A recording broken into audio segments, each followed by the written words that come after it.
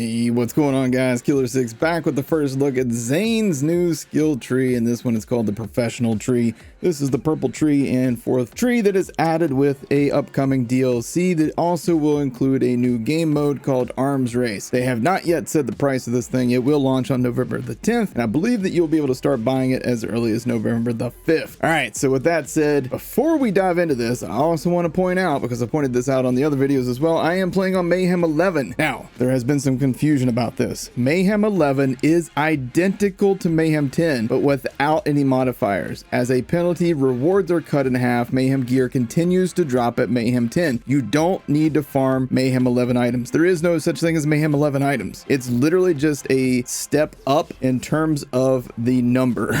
That's the only thing that changed. That, and it removes the crazy modifiers that most people don't like. Now, in terms of the loot that's being cut in half, that is world drops. It is not affecting dedicated boss drops. So if you're farming, say, for an infinity pistol from its dedicated source, you will still have the exact same drop chance whether you're on normal mode, Mayhem 1, Mayhem 6, 5, 3, 8, 9, 10, or 11. The drop rate will be the same no matter what. I just wanted to clear that up because there was a lot of confusion in the last couple of videos and I didn't really explain that very well, and that's on me. All right, so that's been explained. Let's show the skill tree. Here we go. First and foremost, your action skill is the Mantis shoulder cannon. Zane equips a shoulder mounted cannon. You can press L1 or R1 depending on which slot you have him in, and I've got mine on the R1 slot over here, and that will fire your cannon. This thing is pretty easy to aim. You just put it, you aim it right in the middle of the screen, obviously, and put it on whatever enemy you want to hit, and then you get 3 charges at a time for this thing. So let's go down the list here. First and foremost is Mana Focus. Activating an action skill grants Zane increased accuracy and handling for a short time. This effect stacks. Now, in my personal experience, the whole accuracy handling thing is not that important on this game. That said, if you're doing any kind of sniping build, then this might be helpful to you. Up next is Renegade. After scoring a critical hit, Zane regenerates health for a short time. The health regeneration at max is 1.5 max health per second,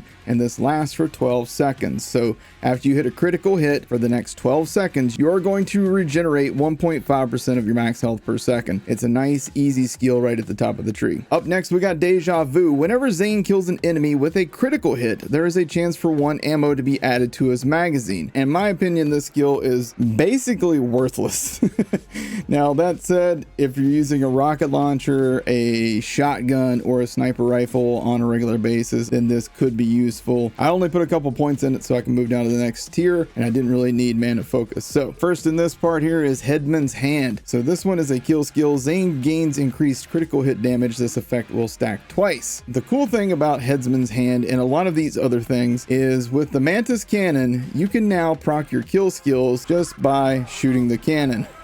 And as you can see, all my kill skills down there at the bottom, see all of them activated all at once. It's pretty damn beautiful, isn't it? And then watch this. I can stack things up. There's 3 on that one. So you can stack things up. Now this one only stacks twice, but it will boost your critical hit damage to 50% by stacking it twice at max points in this thing. So very strong. Up next, we got Tunnel Vision. While moving, Zane gains increased accuracy and handling. The quicker Zane moves, the greater the bonus. And again, accuracy and handling, not super important to me. My aim sucks regardless, so it wouldn't matter how much I increase that anyhow. But there's probably somebody out there who's like, dude, I'm going to do Sniper Zane hardcore now, and they're going to put points in here, and they're going to put points in here, and they're going to max this thing out, and they're going to be happy. And that's the beauty of this tree. Do what makes you happy. Don't just listen to me and me being like, I don't like this skill, because that might not apply to you and the way you play. All right, so play the way you like, try things out, have fun. Up next is Commitment. Another kill skill. Zane gains increased gun damage and action skill cooldown rate. And with 5 points in this, you're gonna get 25% cooldown rate and 25% gun damage just by shooting your cannon.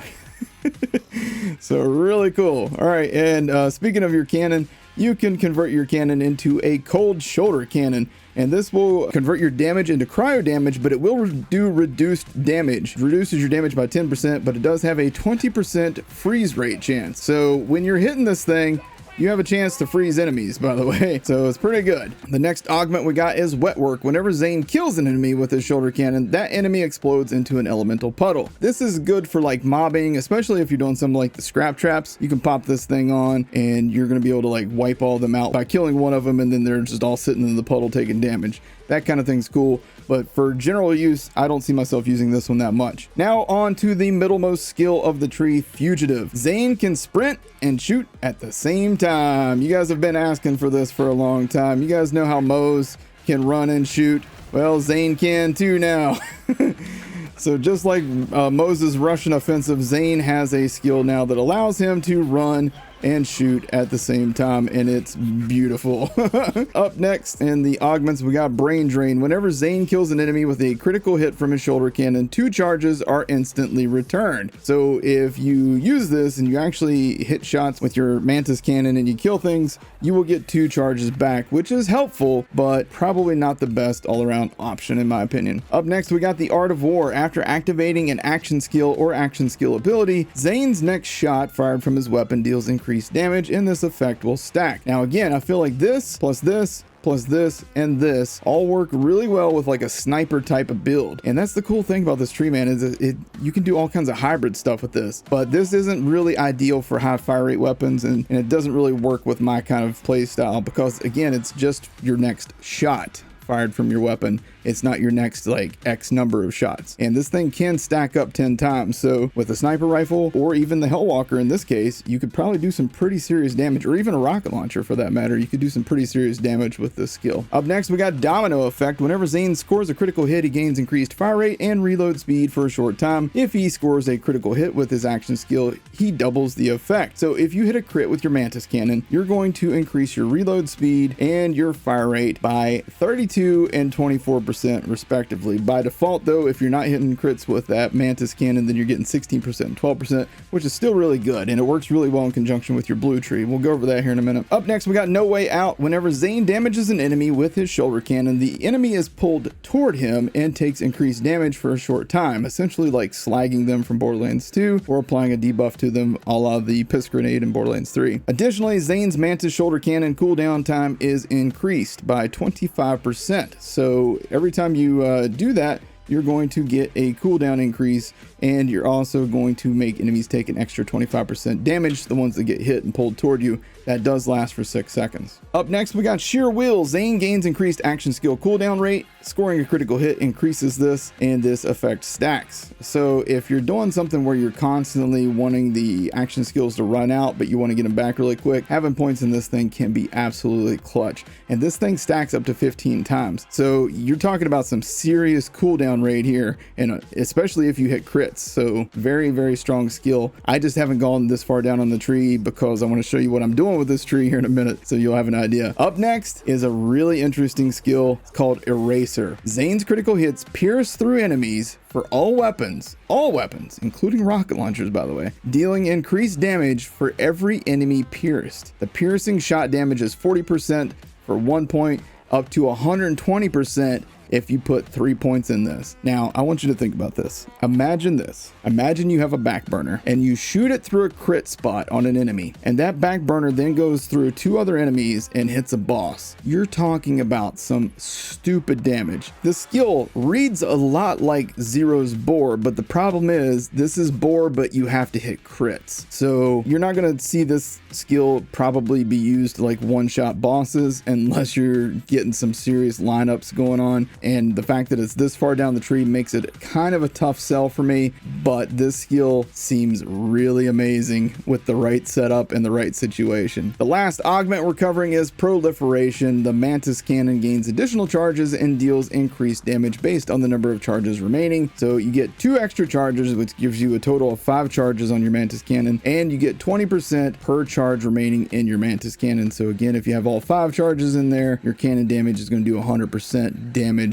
when you shoot it and hit an enemy. Finally, the capstone of the tree is Our Man Flint. While aiming down sight, Zane's weapons deal bonus damage and automatically apply their status effect when he scores a critical hit. Now this capstone, and again, this capstone combined with these other skills that I'm skipping because it's not my playstyle for this, but they can be combined to do some serious damage with the right build. So imagine you have this thing on, you aim down sights with a sniper rifle, you have Art of War, you've got tunnel vision, you've got Deja Vu maxed out. All of a sudden, you're going to hit a seriously high crit damage snipe. So keep that in mind. I know at first glance this tree looks like, you know, it's all about crit damage and movement speed and stuff like that, but there's other ways to play this. That's the cool thing about all these trees that we've seen so far, is they might feel like they're one thing, but the more you look at them, you're like, hold on, if I use this with this other tree, then all of a sudden you start theorizing. There's some crazy builds that we can do with these things, man. And that's the cool thing about this. We've already got really awesome builds that use the default trees, but these purple trees give us some variety, some other things that we can branch out and do. And that's, to me, that's the selling point of these trees. Not that it's a new tree, but it's a new way that you can play with your characters and your builds. And having build variety in this game is such a godsend. It's just something that the game absolutely needs, and I'm so glad that this is part of this. All right, so now that I've covered this tree, let me show you what else I'm doing with my build to complement this. So if you've ever seen my nuclear winter Zane, this is basically the same kind of thing, but here's what I'm doing. I'm maxing out the blue tree almost entirely. The blue tree on Zane is so damn good. So I've gone all the way down to seeing red so that whenever I activate an action skill, I automatically activate all of my kill skills. All right, so remember that, because the mantis cannon, whenever you pull the trigger on it, and you get 5 charges if you go down this far on it. 5 times you can shoot this thing, and each one of those counts as activating an action skill.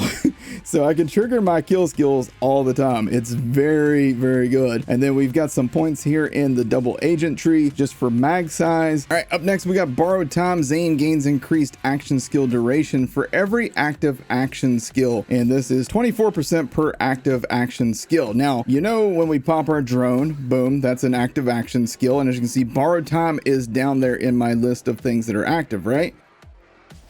Boom. As you can see, that did stack it, even though the skill shouldn't count as a active action skill because you use it and then boom, it's done. You would think that would only be action skill start or action skill end. It counts as action skill active. So that means you double up those things.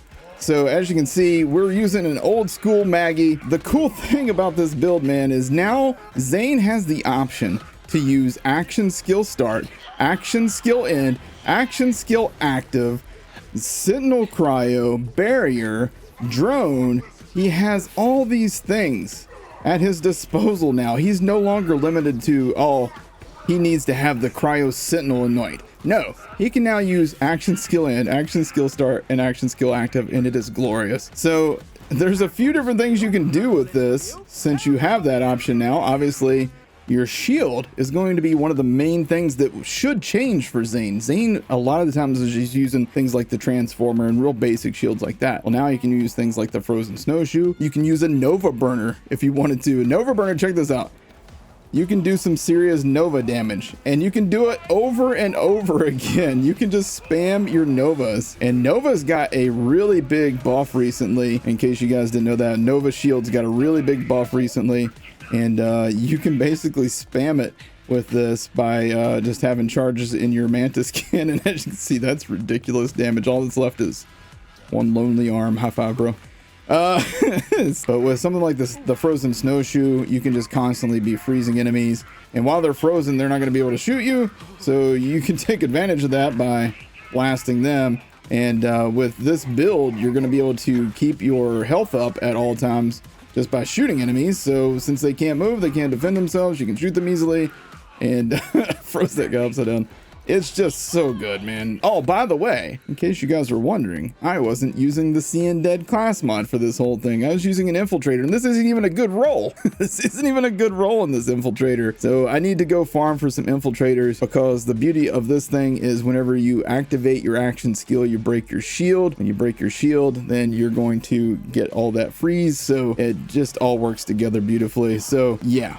Seeing Dead, don't need it anymore. That's so nice to be able to say, dude. But yeah, man, that's the build, that's the skill tree. Obviously, I'm messing around and using the Maggie, but you can absolutely use the light show with this and melt enemies. I was using a Rowan's Call there. Rowan's Call is not super optimal gear at this point either, but as you can see, we absolutely just destroy everything in sight at all times. And again, if you ever get in trouble, just freeze up everybody by popping your action skill and shoot something, and then you're getting all your health back. It's that easy, dudes. And you should be able to keep your action skills going pretty much all the time. I just keep forgetting to send my sentinel out because I don't seem like I need it, because everything's dead all the time. So yeah, this build is a lot of fun now. There's so much more you can do with Zane than just being stuck with Seeing Dead and Sentinel Cryo anointments. You can do pretty much everything that you ever wanted to with Zane now, and it's kind of glorious. I'll be honest with you, it's kind of glorious. As much as I love my Nuclear Winter Zane, it's fun to be able to like take off the Seeing Dead and try something else entirely, and this is just really good, guys. It's hard to argue with every enemy on screen being frozen and just getting melted down.